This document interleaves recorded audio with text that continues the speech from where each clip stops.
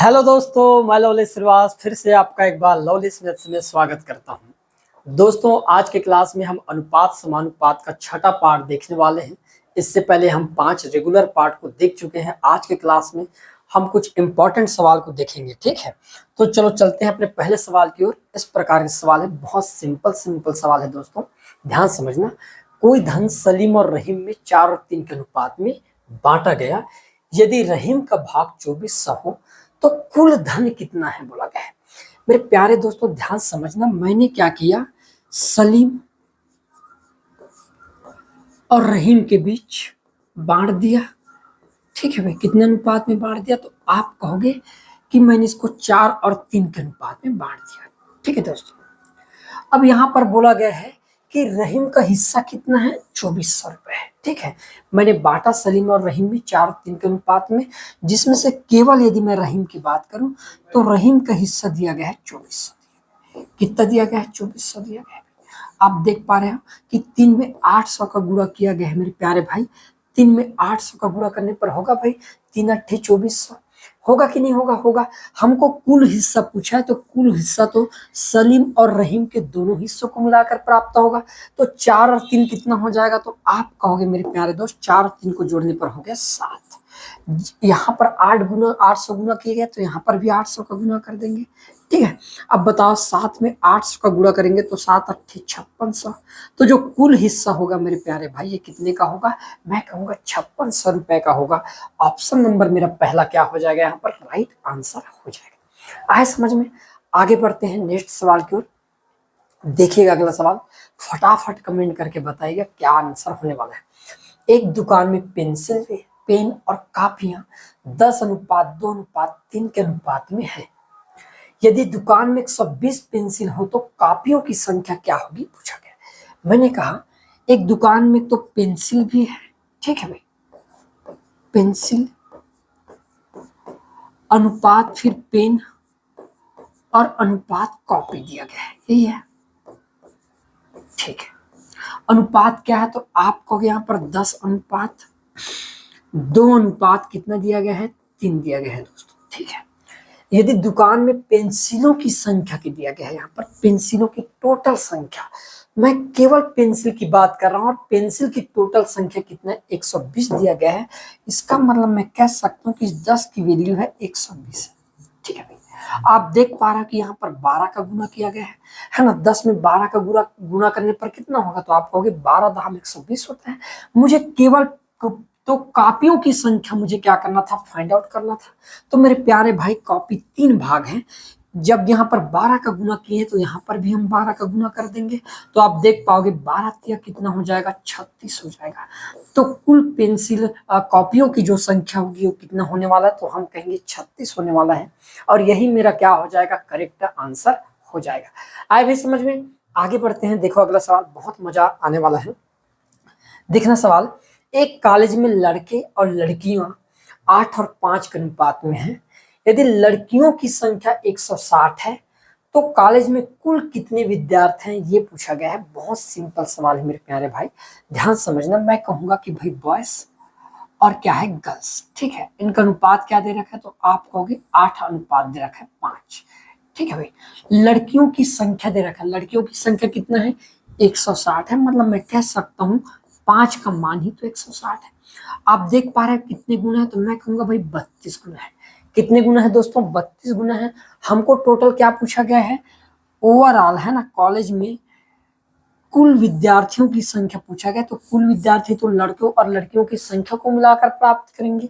8 भाग लड़के 5 भाग लड़कियां, टोटल कितना हो गया, तो मैंने कहा 8 5 13। इसको भी हम कितने गुना करेंगे, 32 गुना कर देंगे।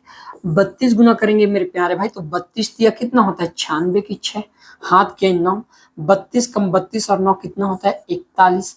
तो कुल छात्रों की संख्या क्या होने वाला है कॉलेज में, मैं कहूंगा भाई 416 होने वाला है।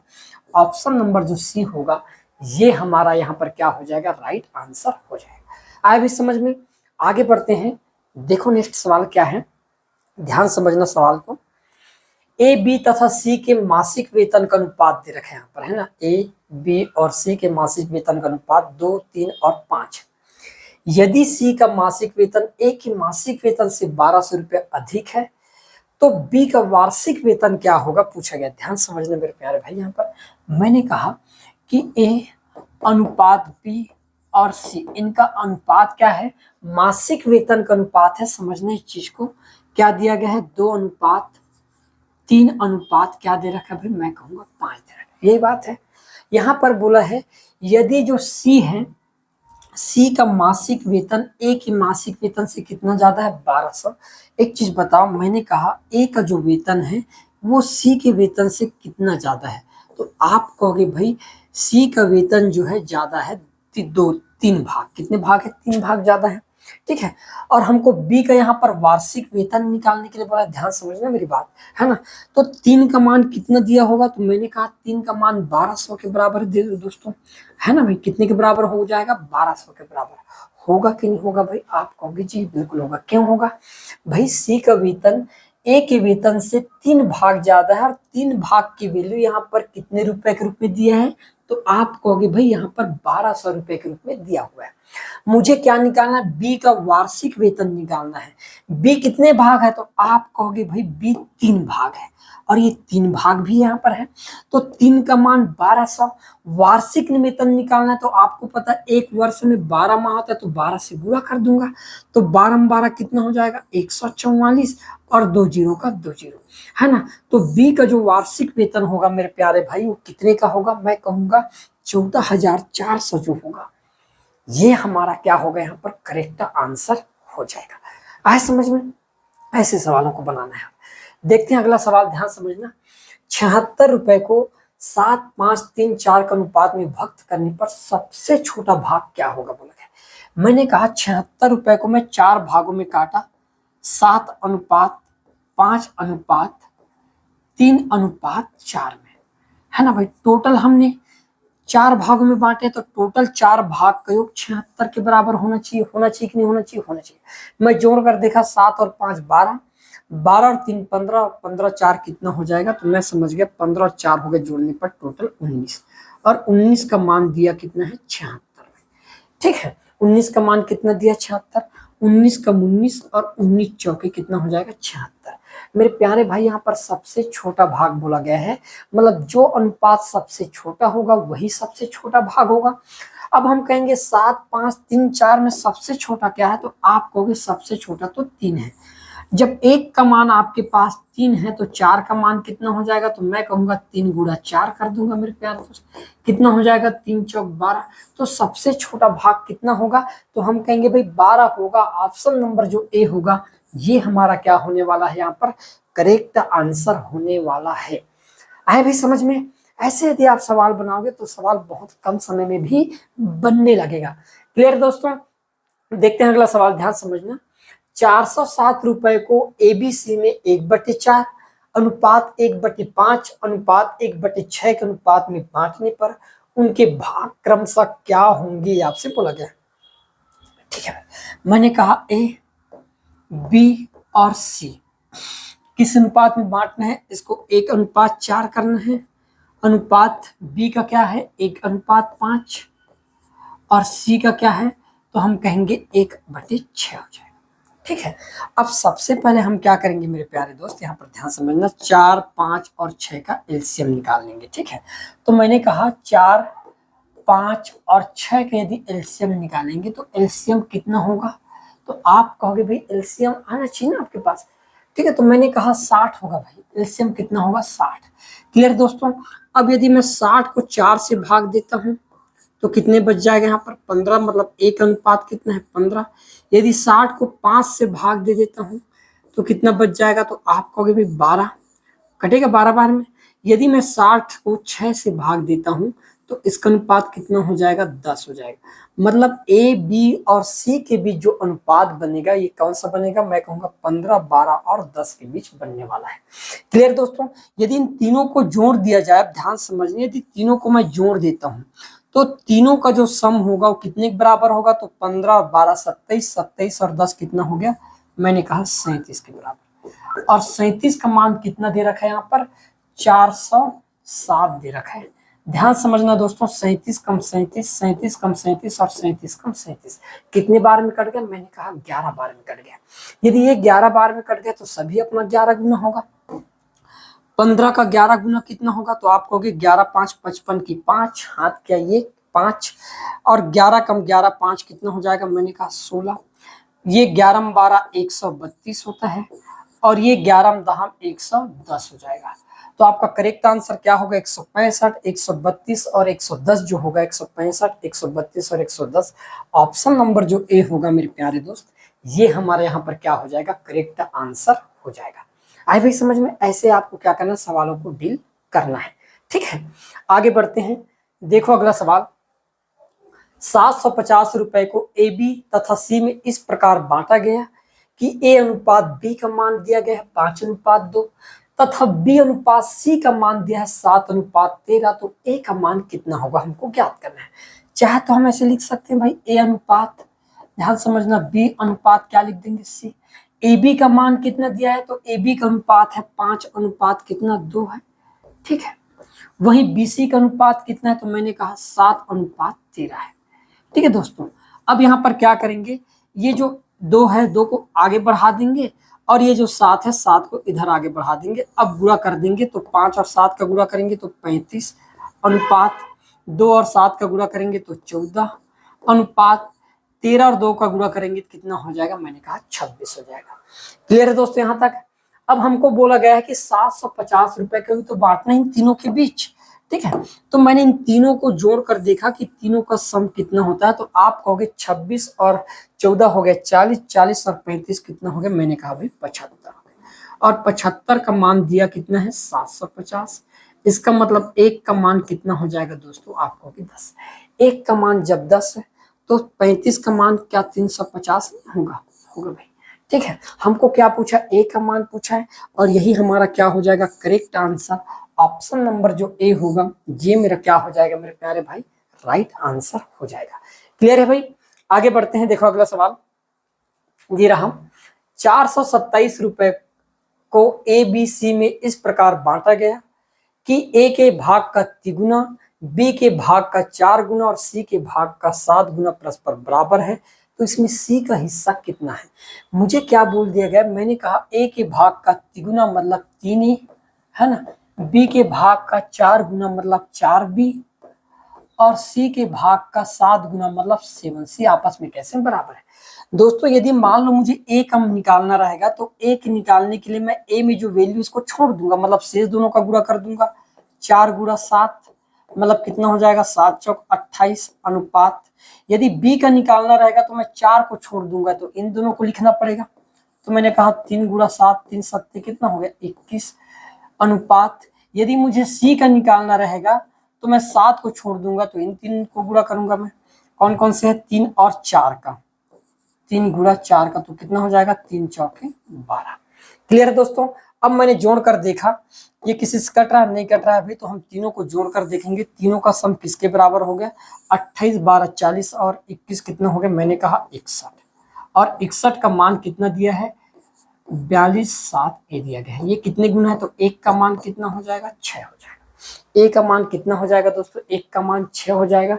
मुझे सी का भाग निकालना था और सी कितने भाग है? 12 भाग है ना। जब एक का मान 6 है तो यहाँ पर कुछ गड़बड़ हो गया क्या? 4 तिया 12, ठीक है।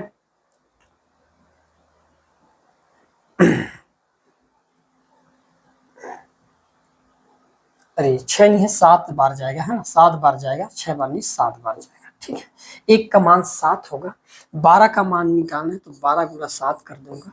12 सत्ती कितना होता है? तो मैंने कहा 84 होता है। और यही मेरा क्या हो जाएगा दोस्तों? Correct answer.